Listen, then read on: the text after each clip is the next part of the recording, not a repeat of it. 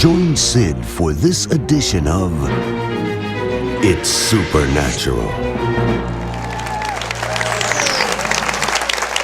Hello, Sid. Bonjour, Citrotte ici.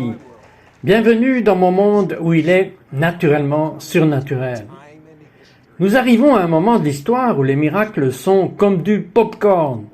Je parlais juste l'autre semaine et un homme s'est avancé et m'a dit « J'avais du métal dans mes chevilles et quand vous avez dit « Prenez un acte de foi », le métal a tourné l'os et la douleur a disparu. Mais la question que j'ai, c'est merveilleux, c'est étonnant que ma prochaine invitée ait eu un grand miracle dans sa vie.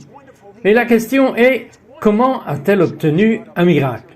La question est-il disponible pour tout le monde? Est-il disponible pour vous? Est-il disponible pour moi? Ce sont les questions que vous vous posez. Et vous allez obtenir votre réponse parce que c'est oui et amen. C'est oui et ainsi soit-il. Yes and amen. Yes and so be it.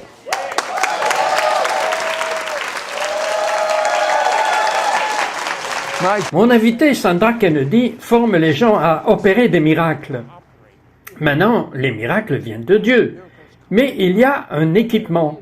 Vous m'avez dit que 9 personnes qui avaient un cerveau mort, les gens que vous avez formés sont allés dans les hôpitaux, ont prié pour eux et ils sont normaux. Vous savez ce que ça veut dire? 9 personnes qui sont en état de mort cérébrale sont normales. Je veux dire, est-ce normal? Eh bien, c'est ce que je pense. La Bible appelle cela normal. Eh bien, si la Bible l'appelle normal et que vous l'appelez normal, alors je vais appeler ça normal. Absolument. Et vous? Ok, maintenant, à 9 ans, vous avez reçu un appel de Dieu. Quand j'avais 9 ans, je n'étais même pas sûr qu'il y avait un Dieu. Mais à 9 ans, qu'est-ce que Dieu vous a dit? Je marchais juste dans la maison et je l'ai entendu dire « Un jour, j'utiliserai ton nom ». Vos parents avaient-ils prié pour cela à l'église? Non. Vous le croyez? Non. Dieu sait ce qu'il fait. C'est vrai. Ok. 71. Votre mère, on lui donne quoi? Quelques heures à vivre? Oui, quelques heures à vivre. 24 heures à vivre. Cancer, elle est en train de mourir. Qu'avez-vous fait? Eh bien, je travaillais dans le Nord et j'ai été appelé. J'ai volé à la maison et sur le chemin de la maison, j'ai entendu la parole du Seigneur me dire « Dis à ta maman » et il a cité la première partie du Notre Père qui est dans le ciel, que ton nom soit sanctifié, que ton règne vienne sur la terre comme il est dans le ciel. Et dis-lui qu'il n'y a pas de maladie au paradis. Maintenant, cite, je savais qu'il y avait plus dans cette prière. Ma maman était une bonne vieille baptiste du Sud. J'ai été élevé baptiste du Sud et je n'avais jamais entendu personne dire ça. Avez-vous compris la guérison à ce moment-là? Pas vraiment. Rappelez-vous, le Seigneur m'a parlé et j'ai lu ma Bible. J'ai pris un petit stylo bleu et j'ai marqué toute ma Bible, vous savez, à propos de la guérison. Parce que la guérison est au-dessus de la parole de Dieu. Et donc, je suis rentré à la maison et je me suis assise avec ma mère et elle était dans le coma. Elle ne savait même pas que j'étais là. Il lui avait donné moins de 24 heures à vivre et j'ai approché ma chaise, juste en jeune obéissante, j'ai approché ma chaise de son lit. Je suis resté assise juste là pendant 5 heures. Maintenant, combien d'entre vous aimeraient avoir prié pour un être cher pendant 5 heures? Comment avez-vous même su prier pendant 5 heures? Eh bien, je n'ai pas vraiment appelé cela prier. Je n'arrêtais pas de répéter ce qu'il m'avait dit. Notre Père qui est aux cieux, que ton nom soit sanctifié, que ton royaume vienne, que ta volonté soit faite sur la terre comme au ciel. Et puis il avait dit, maman, il n'y a pas de maladie au paradis. Et cela pendant 5 heures. Et je n'ai jamais arrêté. Notre Père qui est aux cieux, que ton nom soit sanctifié, que ton règne vienne, que ta volonté soit faite sur la terre comme au ciel. La prochaine chose que je sais, c'est qu'elle était largement éveillée. Et bien sûr, alors je l'ai fait vraiment. Je ne savais rien de cela. Je ne savais pas d'où ça venait. Mais cette pensée m'est venue à l'esprit de l'oindre d'huile. Je n'avais jamais vu personne oindre d'huile de toute ma vie. Quoi qu'il en soit, alors j'y suis allé. Nous n'avions pas d'huile dans la maison, aucune. Mais nous avions du Crisco. Mais il ne vous avait pas dit du Crisco, il vous a dit de l'huile. Et je suis une bonne fille sudiste. J'avais une canette de Crisco, pas une bouteille, une canette de Crisco, du Saint-Doux. Vous l'avez barbouillée. Nous sommes venus avec ma sœur et j'en ai répandu partout sur elle. Et vous savez, réfléchissez une minute avec moi, Sid. Je n'avais jamais fait cela avant. Je n'avais jamais vu quelqu'un le faire. Je ne savais rien à ce sujet.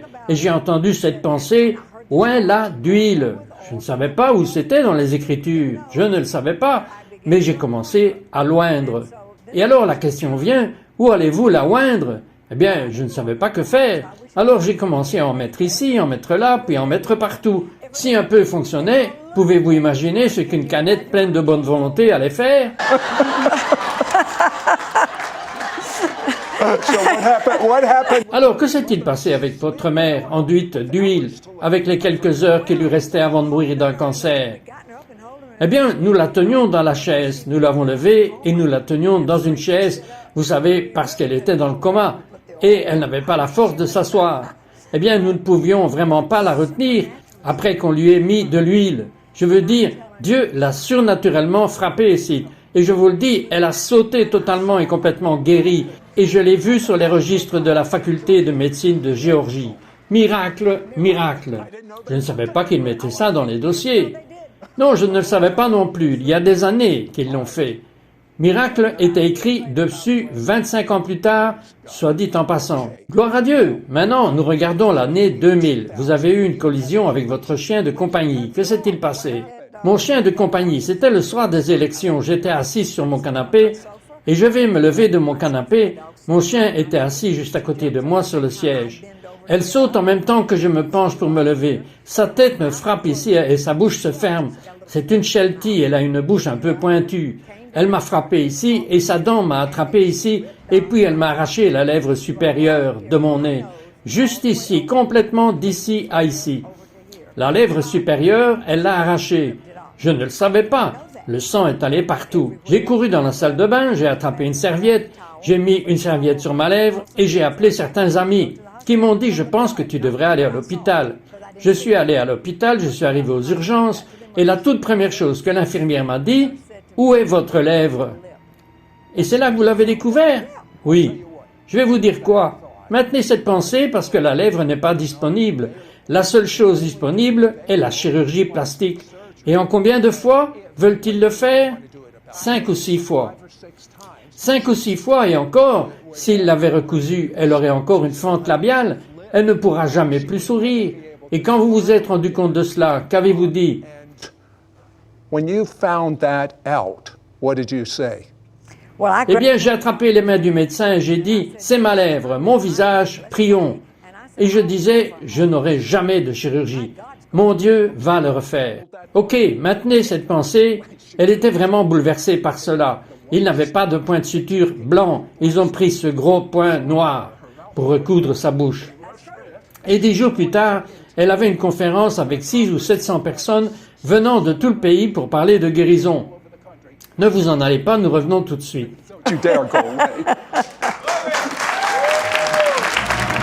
We'll be right back to It's Supernatural.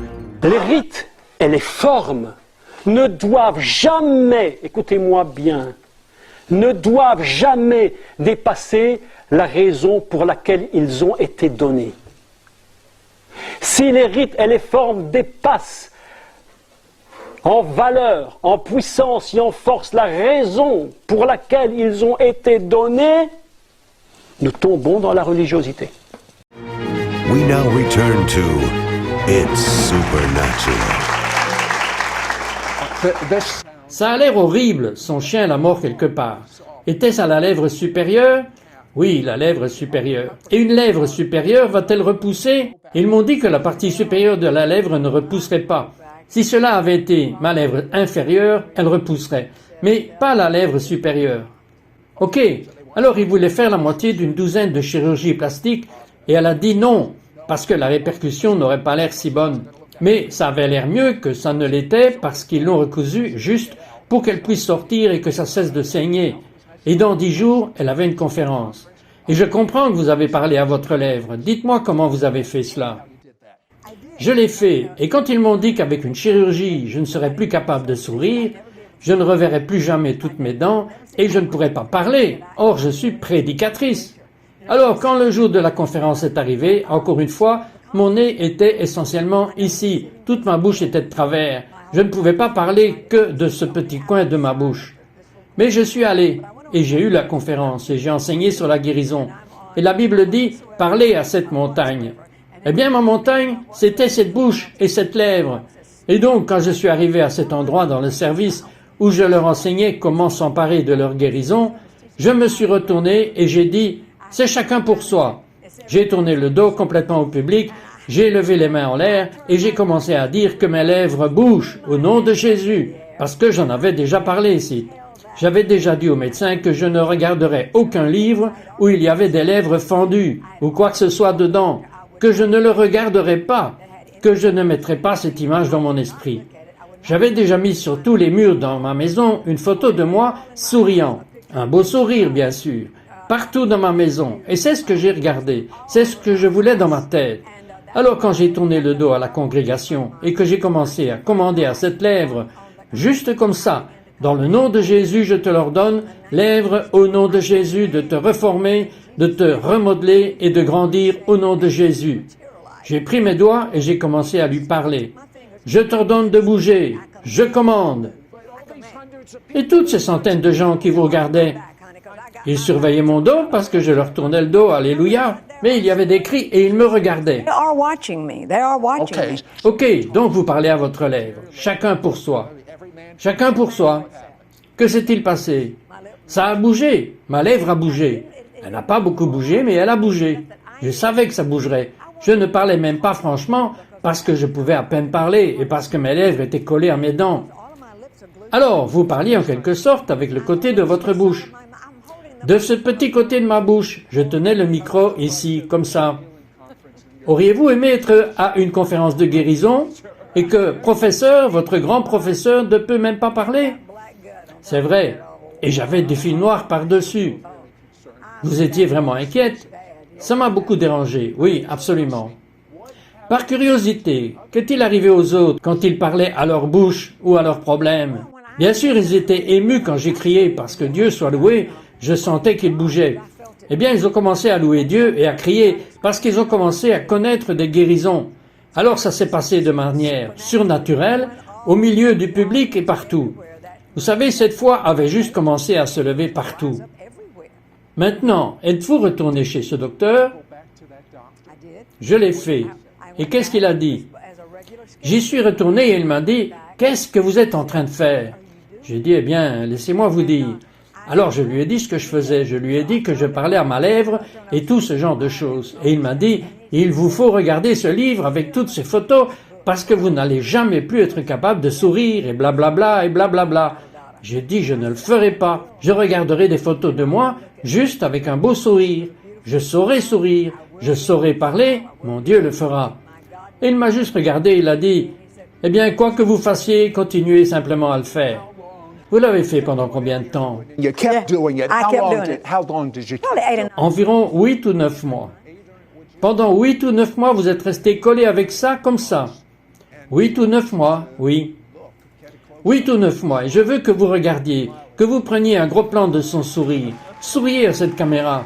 Maintenant, c'est mieux que tout ce qu'un chirurgien plasticien pourrait faire. Je vais vous dire quoi? Je n'ai jamais eu de chirurgie plastique, jamais rien. Mais vous savez ce que le diable avait destiné au mal, Dieu l'a utilisé pour le bien. Pourquoi est-ce que je vous dis ça? Elle a appris une nouvelle façon de prier qu'elle va vous expliquer quand nous reviendrons. Et ne vous en allez pas. Don't you dare go away. We'll be right back to It's Supernatural. Mais l'humanité ne connaît pas le chemin de la paix. Ils ne connaissent pas la voie de la joie et nous avons la moitié de la population mondiale qui est illettrée. Bien des gens qui crèvent littéralement de faim et toutes sortes de saletés et de conditions sordides dans la moitié du monde, au moins. We now return to It's Supernatural.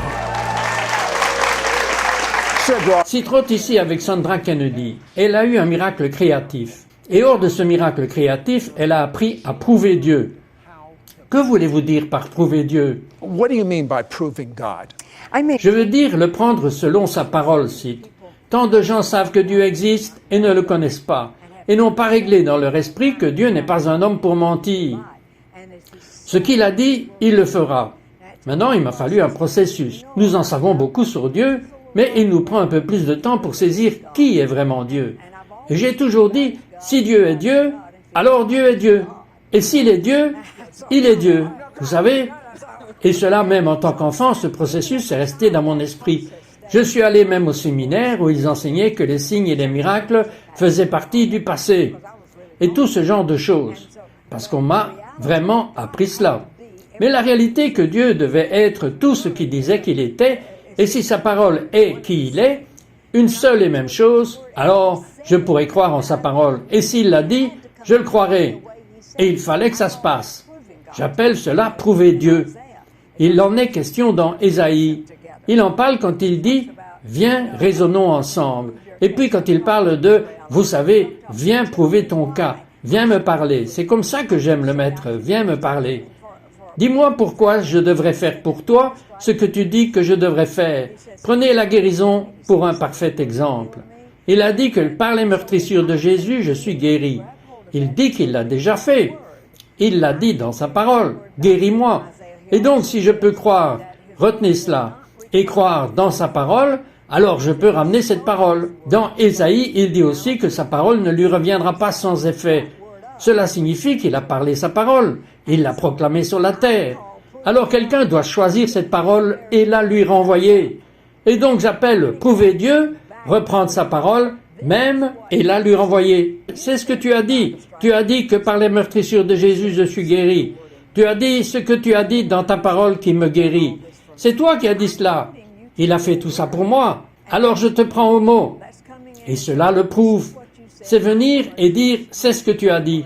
Je vais te faire confiance. Je vais t'emmener dans ta parole. Et je vais apprendre.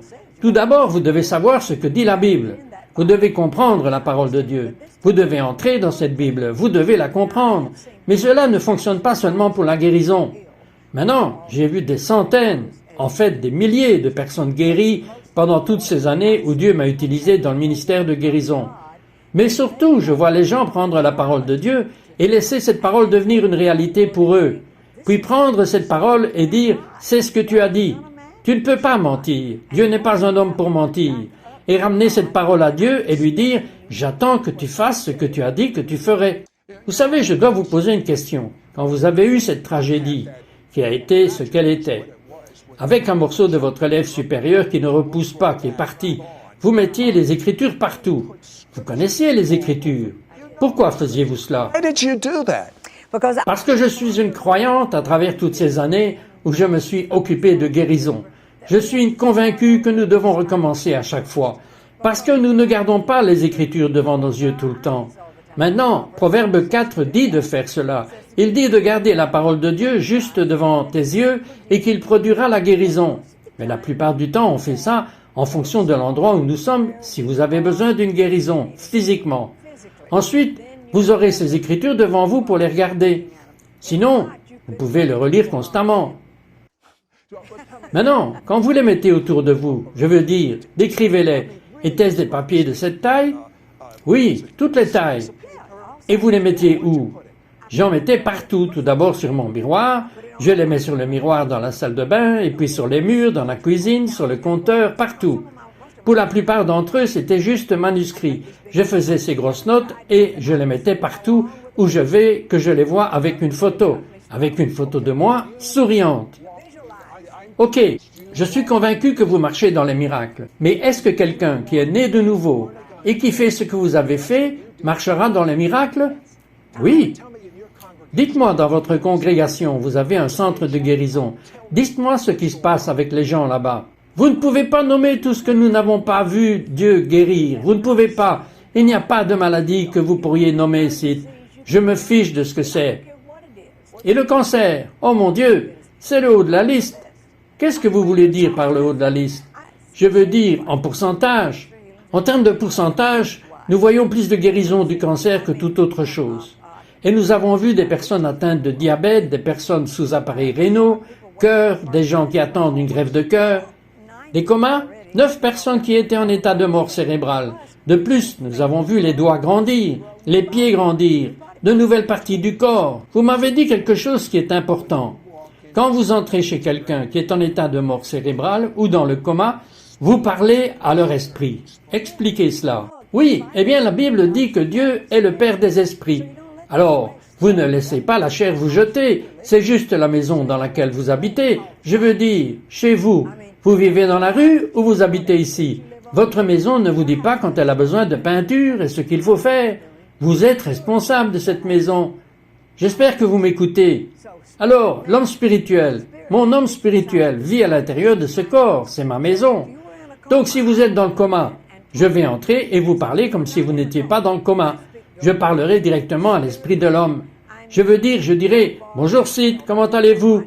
Je veux que vous sachiez que je suis venu pour vous dire que Jésus est là pour vous guérir. Je vais vous citer la parole. C'est ce qu'il a déjà fait. Qu'est-ce qui vous fait penser que j'entends cela si je suis dans le coma?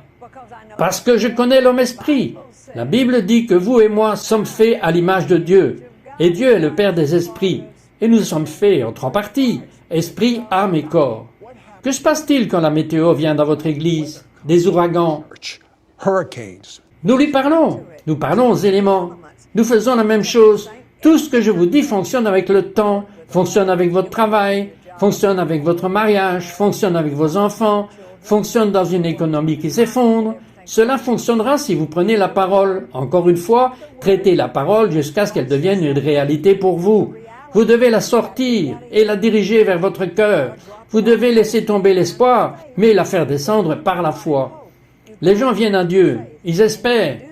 Vous devez le déplacer vers la foi. Et vous faites cela en méditant sur la parole de Dieu. Prenez cette parole et pensez à ce qu'elle signifie vraiment. Je regarderai à ce qu'il a envoyé sa parole et m'a guéri. Qu'est-ce que cela signifie? Par ses meurtrissures, je suis guéri. Vous avez 2 minutes pour prier pour des miracles comme du popcorn, pour les personnes qui nous regardent en ce moment. Right now. Yeah. Oui, au nom de Jésus, je vous dis en ce moment, tout ce que vous avez à faire est de vous rappeler que vous n'essayez pas de demander à Jésus de vous guérir. Il l'a déjà fait.